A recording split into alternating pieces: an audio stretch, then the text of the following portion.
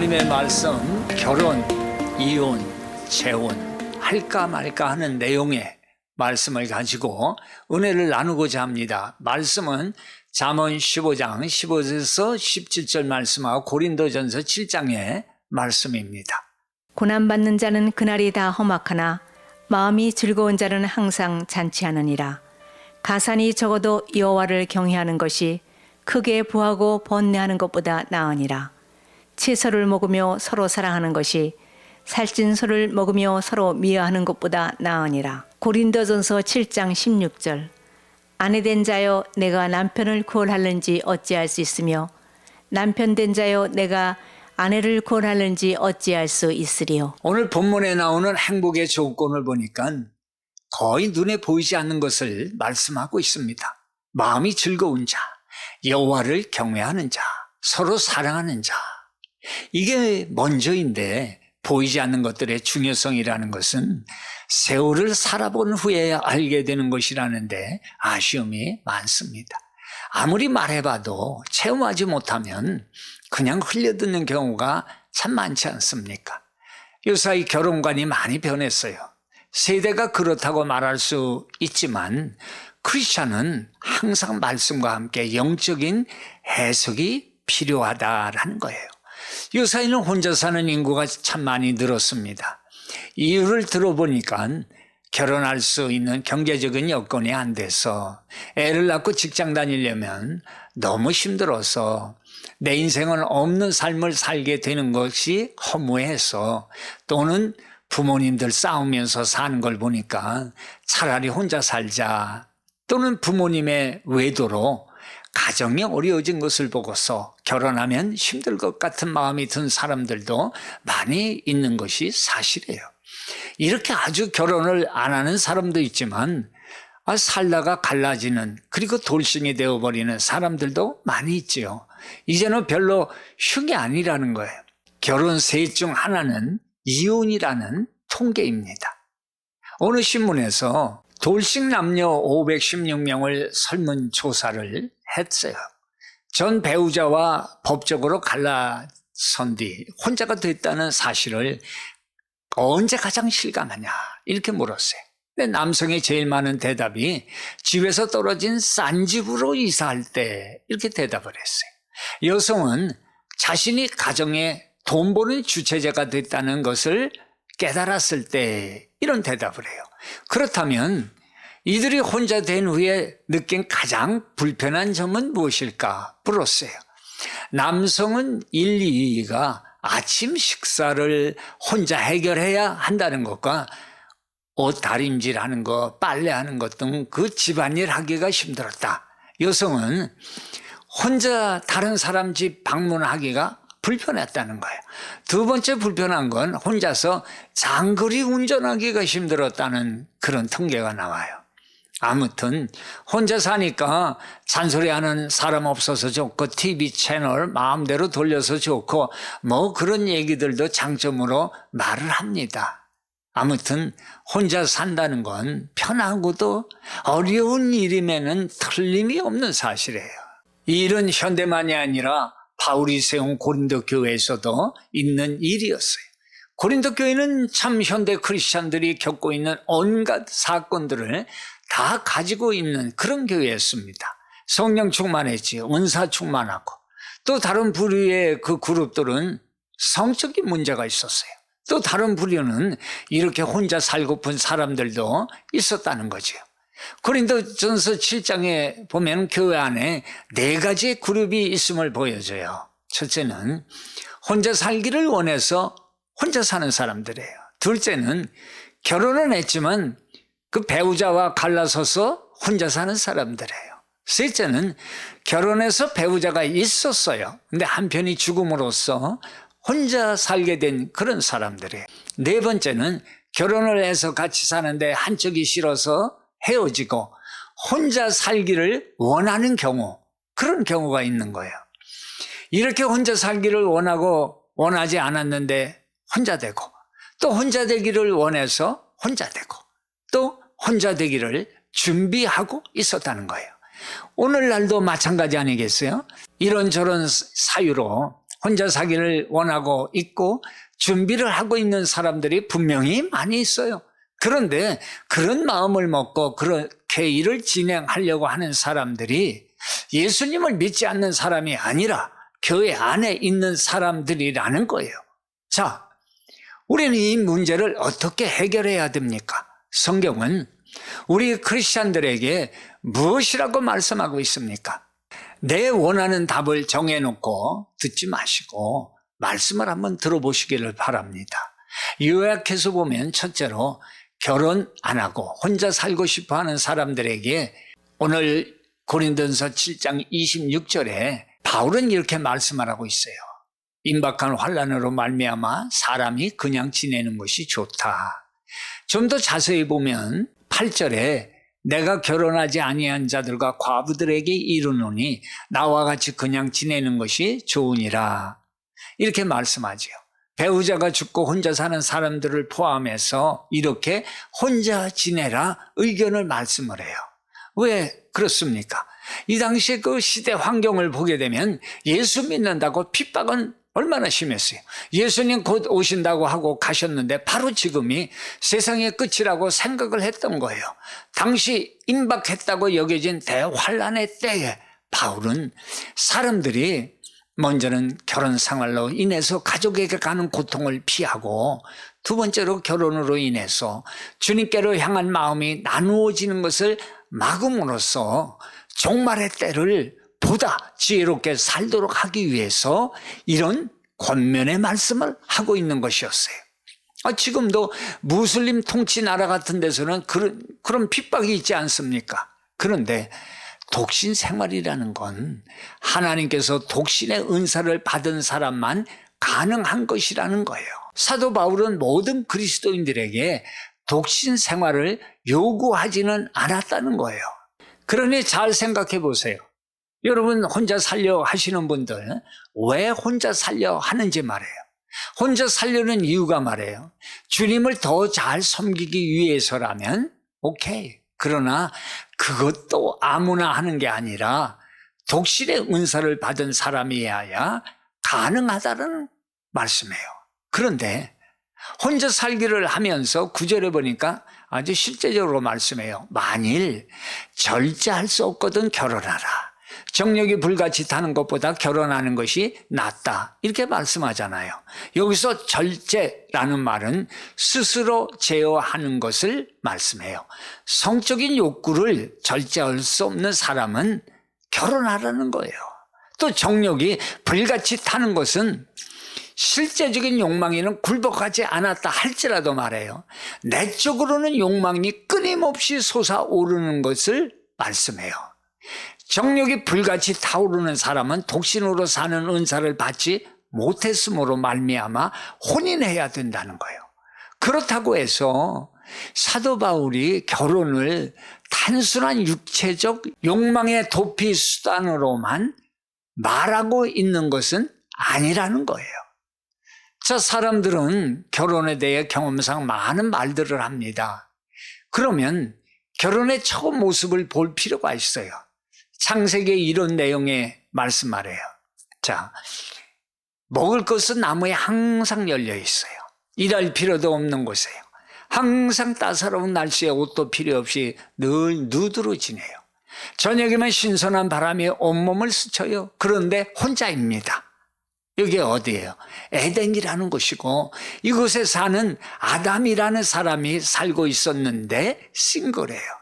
왜냐하면 사람은 자기뿐이었으니까 말이에요. 여러분도 호텔 그 스윗룸에 혼자 가본 경험이 있습니까? 없다고요. 좋은 것이 있지만 혼자라면 그 기쁨과 즐거움이 오래가지 못하는 게 사실이에요. 그러다 이 아담에겐 너무 좋은 일이 벌어진 거예요. 하나님이 여자를 데려와 주신 거예요. 솔로 지옥이 커플 천국이 되는 그 흥분된 순간이에요. 그 아담이 말을 외치지 않아요. 이제야 나타났구나 이 사람. 뼈도 나의 뼈요 살도 나의 살. 그러므로 남자는 아버지와 어머니를 떠나 아내와 결합하여 한 몸을 이루는 것이다. 남자와 그 아내가 둘 다 벌거벗고 있었으나 부끄러워하지 않았다. 창세기 2장 23절에서 25절 말씀하네요. 이렇게 그 남자의 마음과 상황을 적고 있어요. 하나님이 뒤늦게 여자를 남자에게 데려온 이유는 무엇이었을까요? 답은 간단해요. 주 하나님이 말씀하셨다. 남자는 혼자 있는 것이 좋지 않으니 2장 18절로 말씀하고 있어요. 이것이 솔로를 향한 창조의 메시지라는 거예요. 그래서 결혼은 처음부터 하나님이 만드신 창조의 질서라는 거예요. 그런데 고린도 같은 타락한 도시에서 독신으로 살아갈 은사를 받지 못한 그리스도인들이 독신 생활을 고집하면서 음행죄에 빠지기 쉽다는 것을 지적해요. 잘 들어보세요. 혼자 살면서 나는 솔로니까 내 몸을 내 마음대로 살아도 괜찮다 말씀하고 있지 않다는 거예요. 그래서 바울은 그러한 음행죄를 예방하기 위해서 결혼하는 것이 낫다라고 말씀하는 거예요. 솔로라고 마음대로 살라고 허락받은 게 아니라는 거예요. 자, 한번 물어요. 왜 혼자 살려고 하십니까? 왜 독립하려고 하십니까?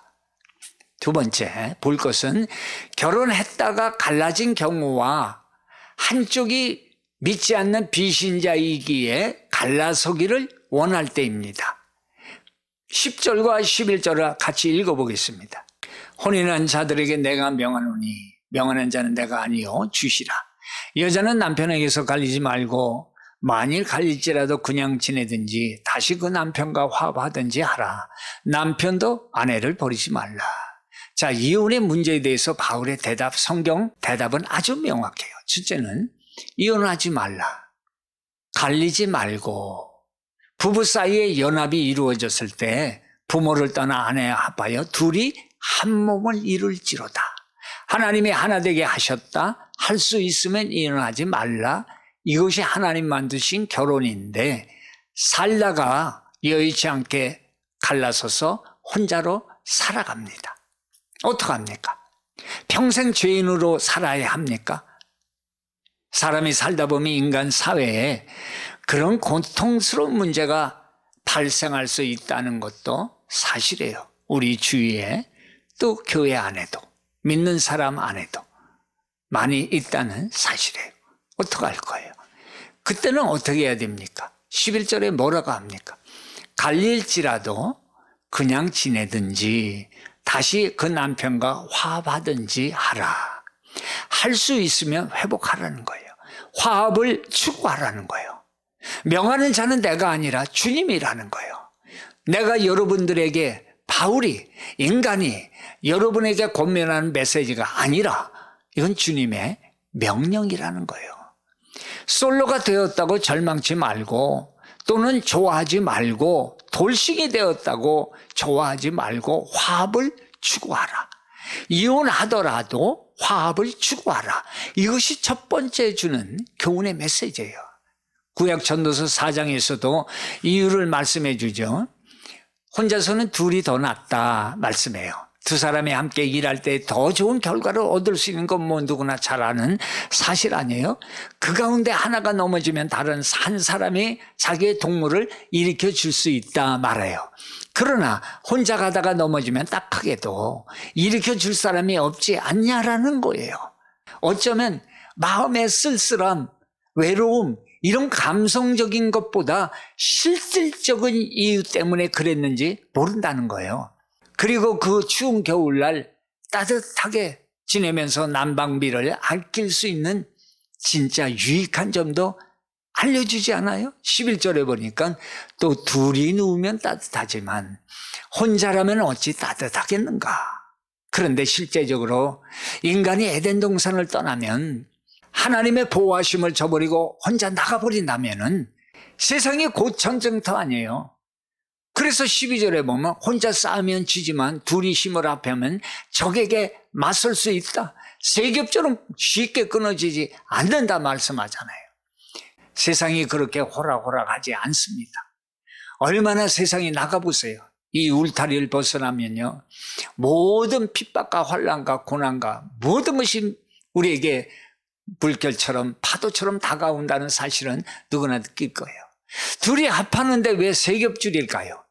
둘에 무언가 하나만 더해질 수 있다면 정말 든든하고 강하다는 거예요. 그 하나가 무엇일까요? 그건 바로 함께 하시는 하나님의 영인 성령님이라는 거예요. 함께 하실 때 3겹줄, 3겹줄은 끊어지지 않는다 말씀 안에 더 강건하게 된다는 거예요. 자, 다음 경우를 봐요. 이제 어쩔 수 없이 이혼이 전개될 수밖에 없는 상황 속에서는 어떻게 해야 됩니까? 남편이 안 믿거나 아내가 안 믿거나 불신자의 경우에는 어떻게 하면 좋단 말이에요. 그러면 불신자와 신자 사이에 계속 살아야 하느냐, 이런 문제가 이제 생긴 거예요. 또 신앙적인 갈등이 그 당시에 초래가 될 수가 있었던 거예요. 거기에 대해서 고린도 전서 7장 12, 13, 14절에서는 이렇게 말씀해 주고 있어요. 그 남은 사람들에게 내가 말하노니 이는 주의 명령이 아니라 만일 어떤 형제에게 믿지 아니하는 아내가 있어 남편과 함께 살기를 좋아하거든 저를 버릴지 말며 어떤 여자에게 믿지 아니하는 남편이 있어 아내와 함께 살기를 좋아하거든 그 남편을 버리지 말라. 믿지 아니하는 남편이 아내로 인하여 거룩하게 되고 믿지 아니하는 아내가 남편으로 인하여 거룩하게 되나니 그렇지 아니하면 너희 자녀도 깨끗이 못하니라. 그러나 이제는 거룩하니라 말씀해요. 무슨 말씀이에요? 한쪽이 불신자라도 할 수 있으면 갈라서지 말라는 거예요. 이혼하지 말아야 할 가장 중요한 이유가 뭐냐? 14절의 말씀처럼요. 기억하세요. 거룩하게 된다라는 거예요. 다시 말하면 구원받을 가능성이 있다는 거예요. 그래서 이 거룩이라는 개념 어떻게 생각해요? 문자 그대로 도덕적인 거룩만 생각하지 말라는 거예요. 믿지 않는 남편이 아내 때문에 예수 믿고 거룩한 성도가 될 수 있다는 말씀이에요. 남편이 구원받도록 기도하라라는 말씀이에요. 어거스틴이 그런 말을 해요. 하나님께서 내가 이 땅에 사는 가장 유일한 생존자라고 할지라도 기꺼이 나를 위해서 예수 그리스도를 보내셨을 것이고 그 예수님은 기꺼이 나를 위해서 하나밖에 이 세상에 살고 있는 나를 위해서 말해요. 십자가에 매달려 돌아가셨을 것이다. 이런 얘기를 했어요. 그러니까 나 한 사람을 위해서 그렇다면 천하보다 더 귀한 내 남편이 나를 통해서 구원받을 가능성이 있다면 그것은 살아야 할 가치가 있다라고 말씀하는 거예요. 내 남편이 아내가 예수를 안 믿어도 버리지 말라. 왜? 그들의 구원을 위해서 노력해 달라라는 말씀이에요. 그러니까 결혼, 이혼 그리고 이혼을 준비하는 이 모든 것들이 어디로 연결이 되냐? 구원으로 연결이 되고 있다는 사실을 말씀하고 계시는 거예요. 그걸 기억해 달라는 거예요. 1851년 4월 10일인가 미국의 한 시민이 알제리에서 죽었어요. 그 후부터 31년이 지난 후 미국 정부는 군함을 보내요. 그의 유해를 미국에 데려와요. 그날 뉴욕시가 생긴 이래로 최대 인파가 부두에 몰려든 거예요. 군악대 연주 소리와 예포 소리가 울려 퍼지는 가운데 대통령, 국무위원, 수많은 사람들이 그 부두에 쫙 서 있는 거예요. 그런데 놀라운 건 이 사람은 위대한 사람이 아니에요. 정치가도 아니고 작가도 아니고 군인도 아니고 과학자도 아닌 평범한 사람이었어요. 이런 사람이 어떻게 이렇게 미국 전 국민들의 관심을 받게 되었는지 그것은 이 사람이 노래 작사자였기 때문이라는 거예요. 이 노래라는 거예요. 아실 거예요. 즐거운 곳에서는 나로라 하여도 내 쉴 곳은 작은 집 내 집뿐이리. 내 나라 내 기쁨 길이 쉴 곳도 꽃 피고 세우는 집 내 집뿐이리. 바로 홈 스윗 홈의 작사자인 존 H. 페인이라는 사람의 유해가 입항하는 순간이었다는 거예요. 기억하시기 바랍니다. 다시 한번 말씀드리지만 가정이라는 것은 구원이라는 것에 반드시 연결이 되어야 행복할 수 있다는 거예요. 나와 너가 행복할 수 있는 것은 바로 나와 너가 예수를 그리스도로 영접하고 함께 신앙생활을 하는 것이라고 분명히 말씀하고 계시는 거예요. 그래서 구원을 위해서 기다려라. 갈라서지 말고 버리지 말라 말씀하는 거예요. 그러나 그 반대의 경우가 있을 수도 있습니다. 비신자인 남편, 안 믿는 아내, 이혼을 하자고 주도할 경우는 어떻게 해야 되느냐? 그때는 성경의 대답이 허용할 수 있다 말씀해요. 15절 말씀해 보니까 혹 믿지 아니하는 자가 갈리거든 갈리게 하라. 형제나 자매나 이런 일에 구속받을 것이 없느니라. 그러나 하나님은 화평 중에서 너희를 부르셨느니라. 행동의 주체가 하나님을 믿지 않는 사람이 주체가 되어서 이 일을 진행하고 있는 거라는 거지요. 믿지 아니하는 사람들이 주도적으로 이혼하자고 나왔을 때 어떻게 하느냐? 갈리거든 갈리게 하라. 형제나 자매나 이런 일에 너무 구속받을 거 없다. 믿지 않는 남편이 아내가 주도해서 이혼이 이루어졌다면 그것에 관해서 너무 죄책감을 가질 필요는 없다 말씀해요. 그런데 이 행위에서 성도는 적극적으로 그렇게 하자가 아니라 당하는 수동적인 입장이라는 것을 이 말의 뜻에 내포하고 있다는 사실이에요. 그렇게 말하면서도요, 바울은 또한 한 가지 말씀을 첨부를 해요. 그러나 하나님은 화평 중에서 너희를 부르셨다라는 거예요. 다시 말해서 성도와 불신 배우자의 관계 속에서 지속적으로 평화를 유지해야 된다라는 말씀의 뜻으로 해석을 해요. 할 수 있으면 다시 화평을 추구해라. 이것이 이혼 문제에 대한 바울의 대답이었고 성경의 대답이었다는 거예요. 있을 때 잘해라는 노래 여러분 참 유행을 했었죠. 늦었다고 생각할 때가 가장 이른 시간이다라는 거죠. 자, 부부 중 어느 한쪽이 먼저 세상을 떠날 때 먼저 가는 분이 남겨진 분에게 공통적으로 하는 말이 있습니다. 그건 여보 미안해. 이 말 속에는 참 많은 뜻이 내포되어 있는 것 같아요. 먼저는 세상에 많은 짐을 맡겨놓고 가는 것이 미안해 할 수도 있고, 둘째는 함께 살아오면서 좀 더 잘해주지 못한 것이 미안할 수 있어요. 세 번째는 아마 이런 마음 같아요. 그동안 마음 아프게 한 것이 정말 미안할 수도 있습니다. 왜 떠나는 사람은 남은 사람에게 미안하다, 용서해달라고 말하는 것일까? 결론적으로 아마도 그건 너무 많은 상처를 주고 받으며 살아온 것을 뒤늦게 깨달았기 때문이라는 것이죠. 사실 아내가 남편에게 원하는 것이 뭐예요? 세계 평화, 인류 복지 같은 거창한 것이 아니잖아요. 지극히 소박한 그것뿐일 거예요. 그럼에도 불구하고 많은 남편이 아내의 이런 작은 소망을 묵살한 채 살아가고 있지는 않냐라는 거예요. 동의하신다고요? 아멘이라고요? 아무튼 많은 사람들이 배우자의 소원이 무엇인지조차 생각해 보지 않고 평생을 마칠 수가 있다는 거예요. 만약 당신의 아내나 남편이 1개월의 시한부 생명만 남았다고 생각해 보세요. 당신이 그 아픈 배우자를 위해서 뭘 해줄 수가 있겠어요? 그러니까 지금의 상황이 어떠하든지 간에 있을 때 잘해. 이 노래가 메시지가 되는 거예요. 용서는 배우자의 출발점인 것입니다. 마지막으로 네 번째, 그러나 재혼을 하려면 이제 혼자 살기 힘들거나 다시 재혼을 하려고 하는 사람들에게 주시는 메시지예요. 주 안에서 하라.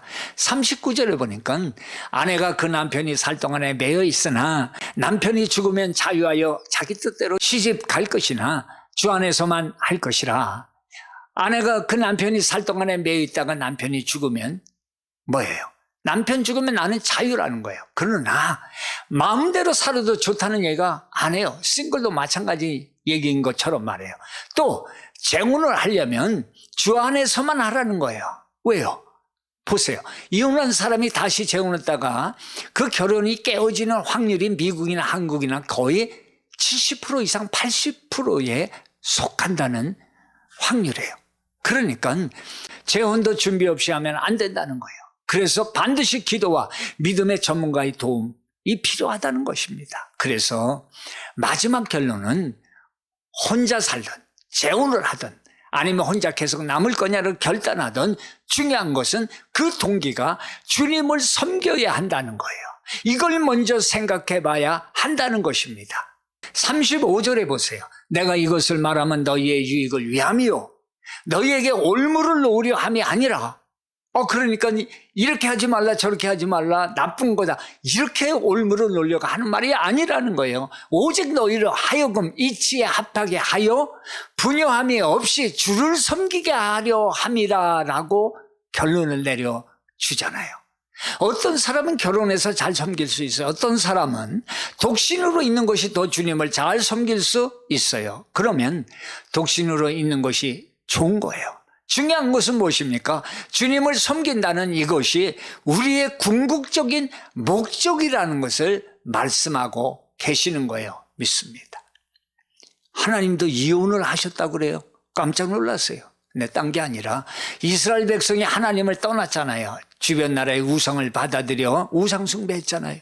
하나님은 이걸 영적인 간음이라고 말씀하셨어요. 이 백성들 보호자가 떠나니 어때요? 주변 국가들이 쳐들어와서는 바벨론으로 아수르로 끌고 가버려요.